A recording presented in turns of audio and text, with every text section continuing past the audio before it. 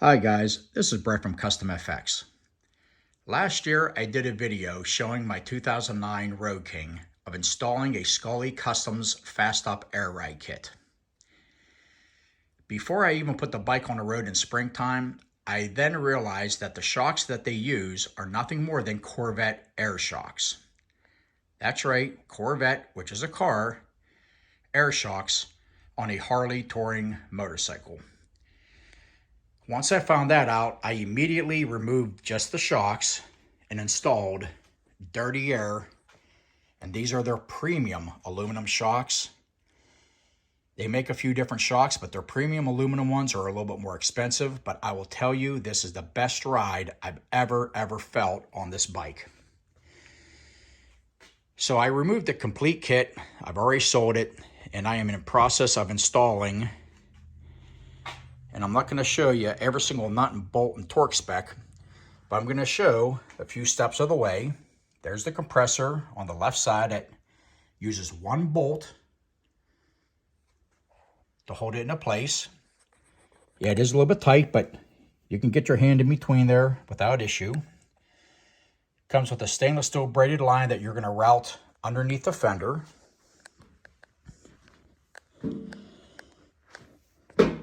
That hose will then attach to the fitting.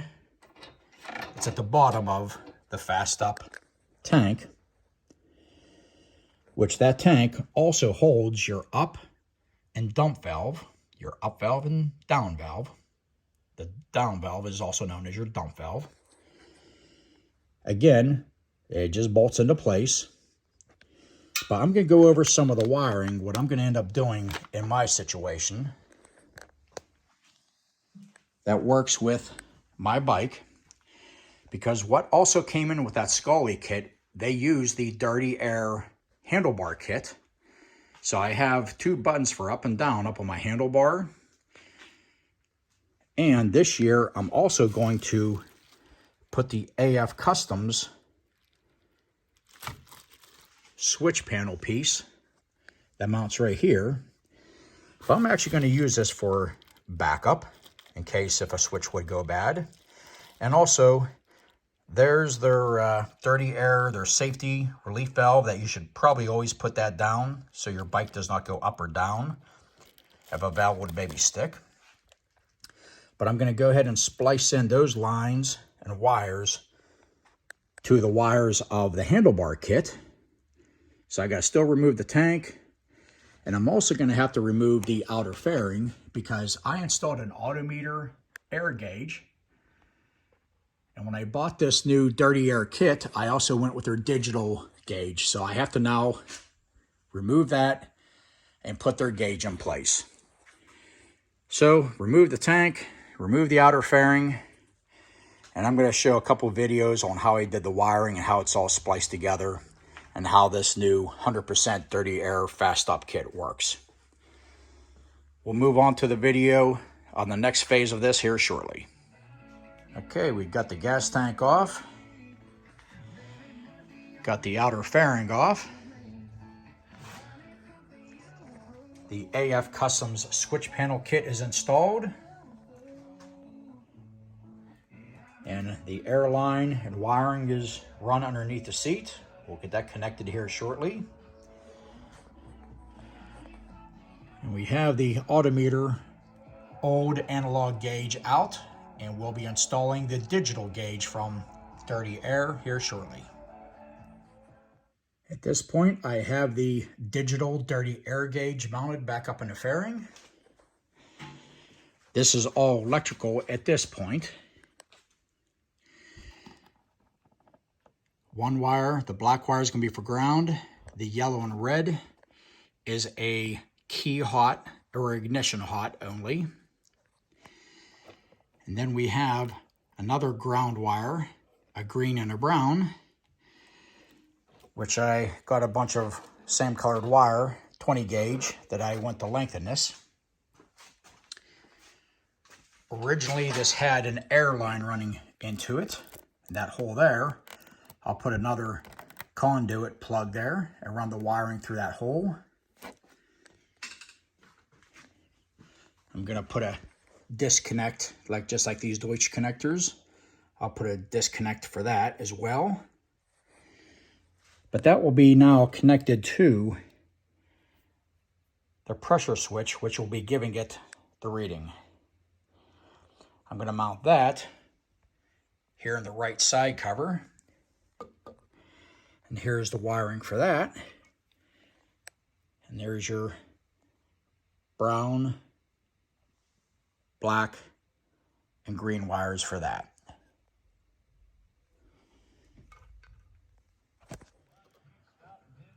So we run the electrical wires down through the hole. This is for the pressure sensor. Again, this is all electrical. This grommet's going to go up into place and with the other ones. Use the Deutsch connector. That will be for the sensor. Wire tie it all up into the tray. And that's the female end of the two connectors that will go together. Okay, I'll wire tie up real nice and tight. Here's my Deutsch quick disconnects. So if I ever need to take my fairing off, again, this is a Road King with an aftermarket fairing. So if I ever need to take it off, I just need to pull those quick disconnects and the fairing comes right off. The wires for the pressure switch is run down along the tray. And sitting right here in the right side behind the side cover. The next part of this video, I will be showing you completed air lines being run. Of course, with dirty air, they give you some very nice plumbing schematics, if you want to call it that. But the pictures are awesome, so it shows you how you would be running it. Of course, in my case, I do have the safety valve toggle switch, which is in my AF Customs switch panel. And I do also have the optional pressure gauge. Again, that will be teed off and going to that. But everything is cut and dry and really easy. So let me go ahead and get that plumbed up, and we'll be right back after that. All the airline plumbing is done. This line is coming over from the left shock. The right shock are these two lines coming into this Y, which in turn gets teed off. The reading for the pressure sensor, the electronic sensor that gives you the reading on the digital air gauge. This T, of course, now joins those in. That's for that safety relief valve on the AF Customs switch panel.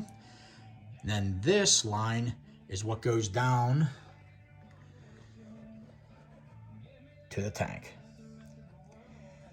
Now, any rubbing areas, I decided to go with some 1/4" line to slip over this. I will tie these off, and you get a few more of these. Tie these off like such.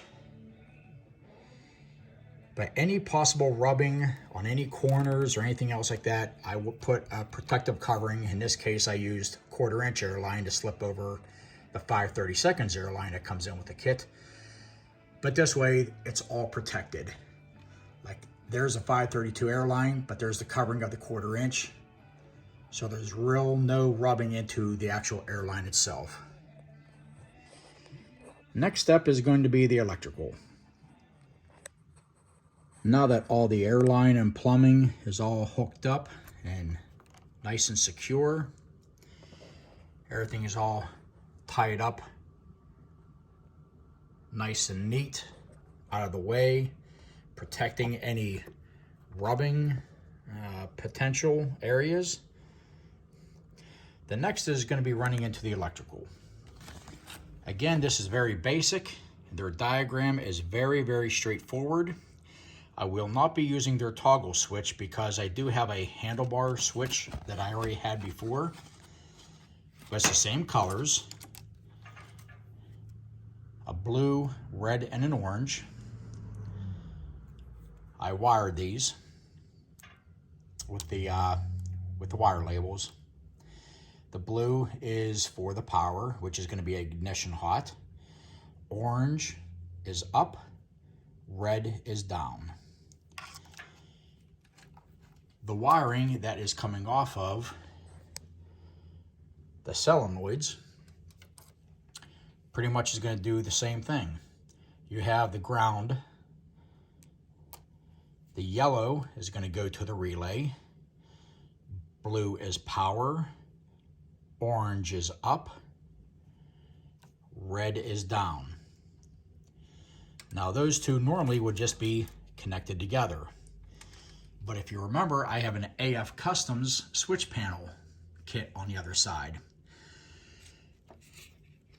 This is for the up and down for the air ride. And I'm going to tie this in and use this for backup. The AF Customs, the red is actually going to be your power. That again will be connected to the blue wires. That's going to go to an ignition hot.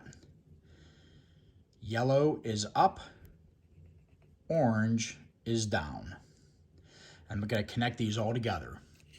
Now in the future, this is for a center stand. Not sure if I'm going to even install one because this is low already. But this is for a center stand. And the other switch is a simple basic on-off switch. So right now I'm just going to be connecting all these together with the rest of this wiring, so I can actually have a backup in the event if a switch would go bad up at my handlebar or down at the AF Customs. So I do have a backup. Lastly, the compressor over there on the right side, gonna hook that to ground. The red is going to be connected to the relay's red wire. And the relay itself, I'm going to have simply sitting right in here, nice and tight. And I will finish up all my wiring. And at this point, it should be up and running. So one of the last steps is going to be getting everything all nice and tidied up. Using wire ties, get everything down, buttoned down real nice and tight.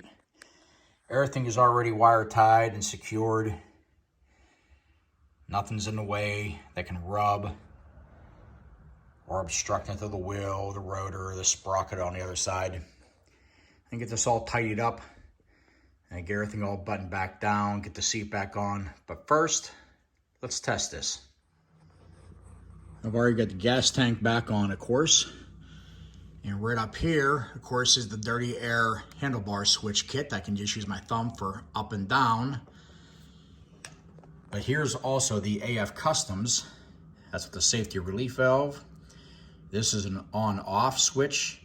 This is going to be meant for a center stand switch. I'm not sure if I'm even going to get one, but it's ready to be wired up if I do. And then this is already tied into the upper handlebar switch, so this is almost really a secondary and a backup switch. But I'll go up above here, and here's the up.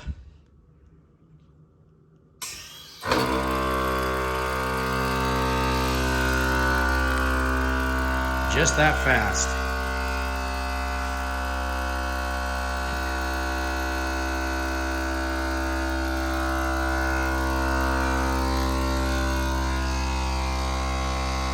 Down.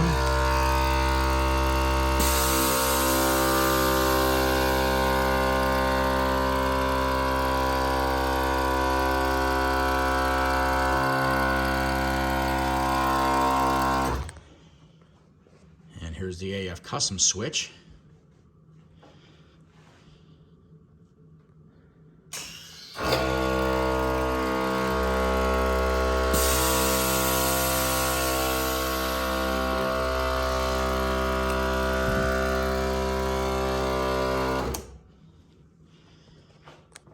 Works slick. Definitely very happy with the quality. I love the ride of the dirty air shocks, of course, but their compressor, their tank, their valves and solenoid setup is actually a lot better. And I would highly recommend this for anyone who would definitely be willing to spend the kind of money for a good kit. Again, the ride with these premium aluminum shocks, These shocks sold separately, I think, are $6.99, $700 shocks. If you buy them at the time of ordering a complete kit, I think it's actually just a $4 option over the steel shocks. I will tell you, it is definitely worth the money. I'm not getting paid by Dirty Air, and nothing against Skully Customs, but simply put, this is definitely a much better system. Skully's not bad, it's definitely budget-minded, and it does work. I personally don't want Corvette air shocks on my bike. So you guys can make the decision, and I hope this video helps. All right, guys, ride safe, keep your knees in a breeze.